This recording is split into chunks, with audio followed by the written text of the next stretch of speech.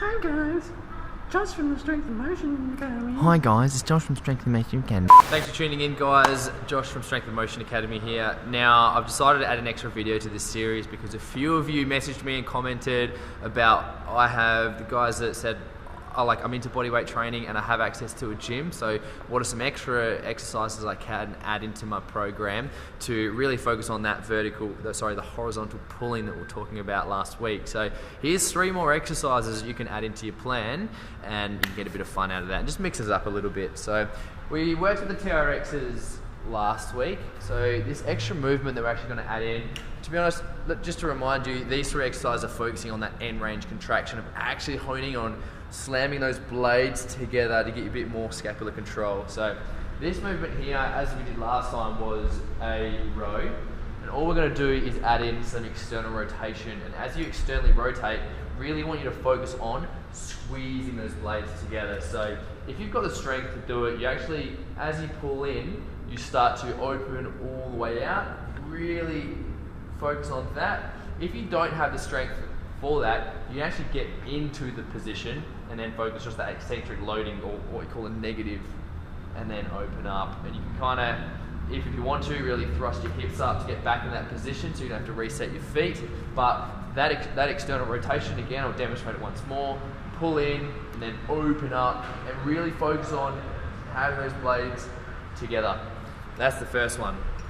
The second one, I want to show you one of these things called a TheraBand. Most commercial gyms don't have these, but you can pretty much pick these up for like 20 bucks from your local sports store. Now, one thing I really like to do with these, and my clients specifically, is just do an end range contraction isometric hold to be fancy. So a lot of people don't have an overly developed low trap, so you really want to focus on that. So what I actually do is I'll grab the band, I'll center it around my eye height, my forehead height, get some tension. I'll make people lift the blade up just so you know your blades are up, and then make sure you put them down and try and tilt them back as well without letting your ribs flare up. So get in that position, blades together, lift them up, then back down, and then just really squeeze, squeeze, squeeze, pull back.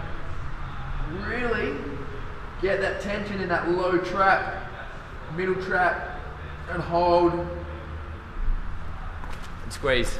You can kind of add that into like a good one I like to do is actually make that a superset, or I do it with some of the guys that are really upper trap dominant. I make them do this hold first and then do something like some pull-ups or something, because it just directs a bit more attention to the bottom end of the blades to help hold them in position. Now, the last exercise I'm going to show you, you do these with a dumbbell or plates. I like using the plates because they're only 2.5 kilos. Hold them in your rocket symbols like that. Then you can kind of get into what we call a prone position. Yeah, a prone position. Get yourself an adjustable bench like that. You can either rest your forehead down or your chin down, but make sure you get your shoulder blades, hold them back, and then just in a bit of a bent arm position, you can focus on really coming up and squeezing the blades together like that. Don't come up like that. Make sure blades down like that. The way you actually do these, it's kind of up to you how you want to position them. These are kind of light loading exercises, so they're more likely to be toward the end of your workout. Depending what you're trying to get out of your training plan, it might be a good idea to maybe superset these. You could even do these 3 exercises together, so you could probably do the row with the external rotation, then superset with some flyers, and then superset with an isometric hold. Or you could do some of these as a light activation at the beginning of your workout. It's really up to you.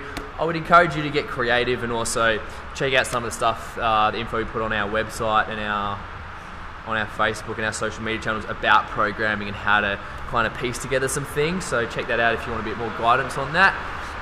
But look, in the end, I'm really trying to emphasize end range contraction, because the more stability you can build around that shoulder blade, the more improvement you're going to have, the more effective your workouts become in pretty much all of your upper body stuff. So make sure, just to be honest, shoulder blade control is just absolutely crucial. That's why I'm always talking about end range contraction. So make sure you get a really efficient end range contraction, and then your workouts become more effective every time you do those exercises. So that's it for me for now. Stay tuned for next week. I'm going to keep posting a lot of body weight stuff as well.